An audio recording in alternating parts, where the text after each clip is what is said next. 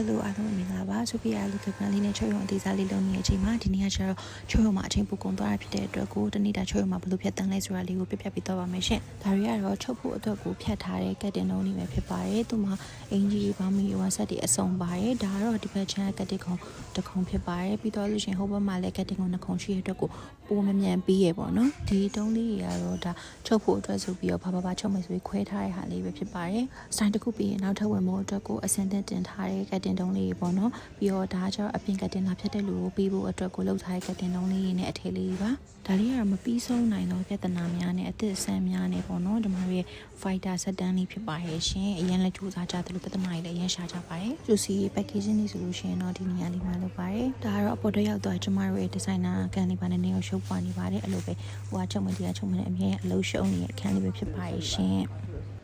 ဝန်ထမ်းတွေရောတော်များအကုန်လုံးဒီမှာပဲနေကြပါဆိုတော့ channel လေးမှာလည်းနေချင်းစပွဲစားချင်းစပွဲဖြစ်အောင်သူဒီချာလေးလေးပြင်ပေးထားရဲဒါကတော့ပေါ်တက်ကနေမြင်ရတဲ့ view လေးပဲဖြစ်ပါတယ်အဲ့မှာလေးတစ်ခါလေးကြာလို့ရှိရင် trial vlog လေးတွေရိုက်ဖြစ်ပါတယ်အဲ့နေရာလေးမှာ